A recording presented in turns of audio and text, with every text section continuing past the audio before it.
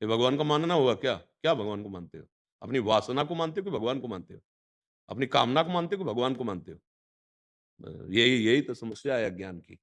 यही अज्ञान की समस्या है। खेती में बोया बमूल है और हे भगवान कलमी आम आ जाए, लंगड़ा आम आ जाए। नहीं आया क काँटे आए, भगवान नहीं है, भगवान को नहीं मानते। तुम देखा नहीं बोया क्या है? कोई भी हो, आज तुम पैदा हुए हो, अनंत जन्मों का हिसाब तुम्हारा रखा हुआ है। तो तुम्हारे अवश्य में भोक्तव्यम कृतं कर्म शुभाशुभम। क्या तुम भगवत समर्पित हो गए? क्या तुम्हारा अखंड चिंतन चल रहा है? क्या तुम भगवान में तन्मय हो? फिर बात करके देखो। आरती पूजा कर दी, 4 अगरबत्ती लगा दी, शुभ कर्म बन गया। उससे वो भयानक कर्म थोड़ी मिटने वाले हैं। हाँ, तो काम नहीं बना तो अश्रद्धा हो जाती है। हाँ, माना ही नहीं भगवान को। माँ कोई श्रद्धा-अश्रद्धा का विषय है? पिता कोई श्रद्धा-अश्रद्धा का विषय है? साधारण संबंधों में देख लीजिए, बोले वो तो ऐसा खाता तो भाई पिता तो पिता है, मुझे पिता ही कहेंगे। साधारण संबंधों में, असाधारण शुद्ध सच्चिदानंद भगवान को हम मान रहे हैं। हमारे हमारे कार्य में जो पूर्णता होनी चाहिए, वो नहीं हुई। तो भगवान स्वयं कह रहे हैं, "सुख दुःखे समे कृत्वा लाभालाभौ जयाजयौ।" तुम मेरा पार्षद है अर्जुन, सुख दुःख में समान भाव रख, लाभ हानि में समान भाव रख, जय पराजय में समान भाव रख। मेरा स्मरण करते अपने कर्तव्य को कर, तब मानेंगे तुम्हें भगवान के तुम जन हो। कामना पूर्ति के लिए मंदिर चले गए, कामना पूर्ति के लिए 2-4 अगरबत्ती लगा दी, कामना पूर्ति के लिए थोड़ा-सा भेंट समर्पित कर दिया महालक्ष्मी पति को, उससे काम बनने वाला है क्या? और अगर आप भगवान को अपना मान करके चुल्लू भर जल दे दे तो बिक जाएंगे वो।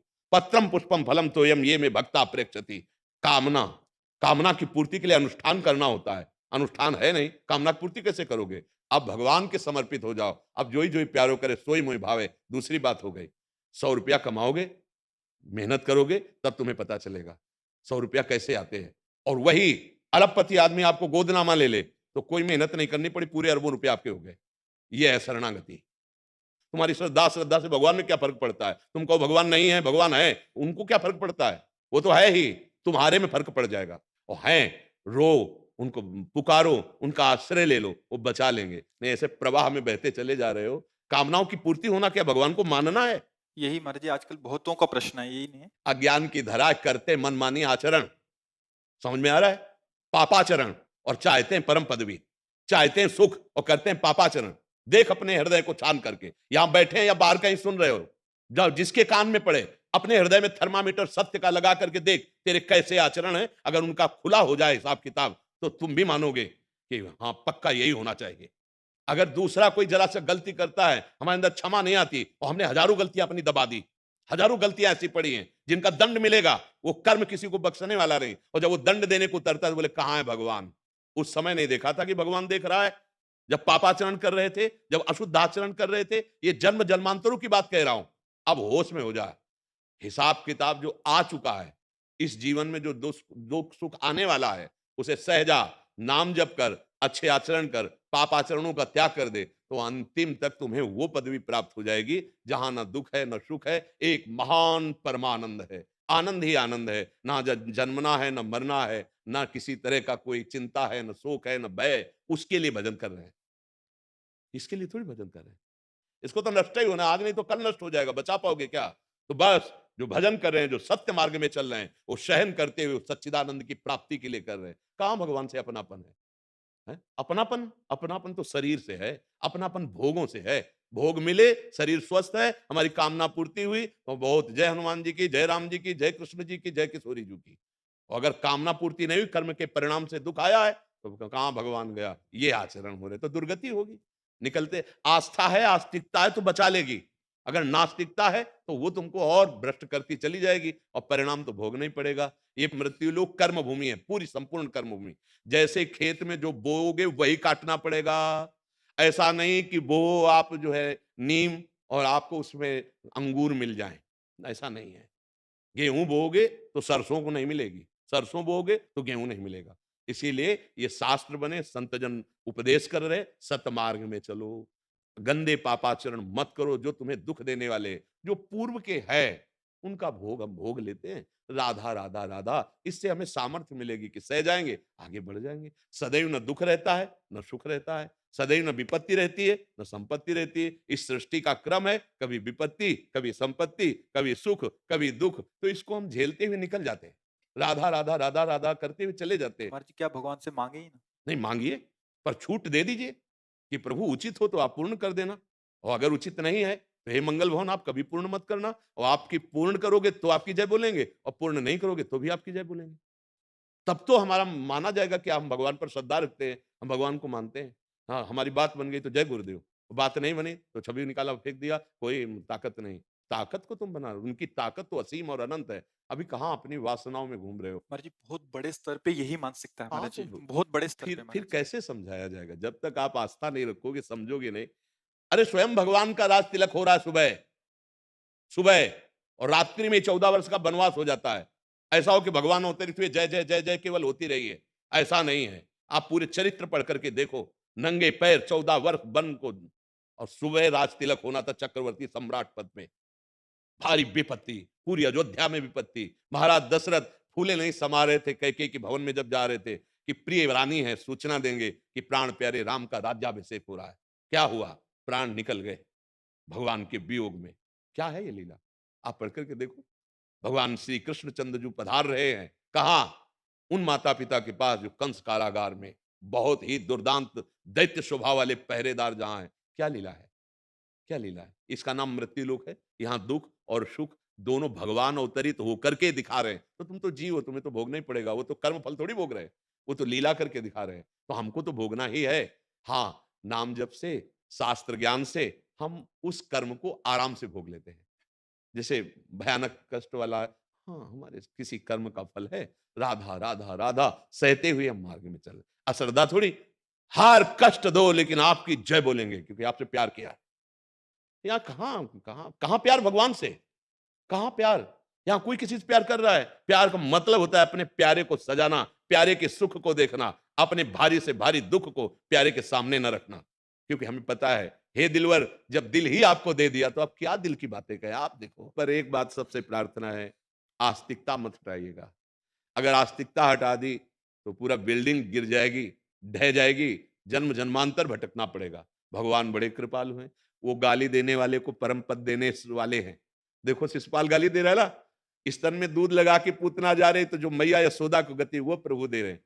वो प्रभु आपका मंगल क्यों करेंगे? वो आपकी कामना क्यों नहीं पूरी करेंगे? जरूर कोई विधान है उनका, मंगल विधान है, जरूर मंगल विधान, विश्वास मान लीजिए। उनका मंगल विधान, मंगल भवन है, वो अमंगल कर ही नहीं सकते। जैसे सूर्य को कहा जाए कि सूर्य की ताकत हो तो अंधेरा करके दिखाए, तो सूर्य में ताकत नहीं, क्योंकि जहां सूर्य रहेगा अंधेरा रहेगा ही नहीं। ऐसे भगवान का नाम मंगल भवन है। जहां भगवान का नाम है, भगवान का आश्रय, अमंगल हो ही नहीं सकता। आप मृत्यु को भी अमंगल समझते हैं। हम कई बार एक प्रसंग सुनाते हैं। एक प्रताप राय जी नाम के बड़े महाभागवत थे। उनकी जो बहन थी, उनके पति जो है वो बहुत बीमार हो गए, वो मरणासन में पहुंच गए।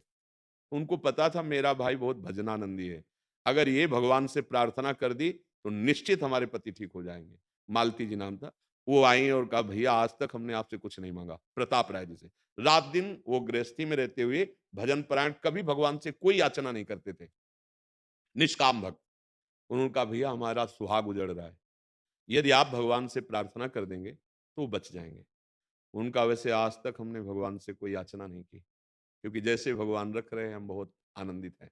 हमें भगवान से मांग करने की आदत नहीं है। पर आप कह रहे हैं तो मैं एक बार भगवान से प्रार्थना करूंगा। चलो, वो गए। मूर्छावस्था में उनके पति थे बहुत, बस ये लग रहा था अब प्राण छूटे, अब प्राण छूटे। ऐसा सर लिया, गोद में रखा, नाम जप करते हुए ऐसे हाथ मस्तक पे कर रहे हैं, और पैरों के पास उनकी बहन मतलब उनकी पत्नी बैठी है। अचानक दोनों को तंद्रा आती है। तंद्रा का मतलब न नींद है न जागृत है, और देख रहे हैं कि भगवान के पार्षद आए और कह रहे हैं अब तो लौटना पड़ेगा। जो उनके पति की जीवात्मा थी उससे कह रहे अब तुम भगवान के धाम नहीं जा पाओगे, क्योंकि इतना महान भक्त भगवान से प्रार्थना करने जा रहा है कि तुम स्वस्थ हो जाओ, तो अब हम नहीं ले जा पाएंगे।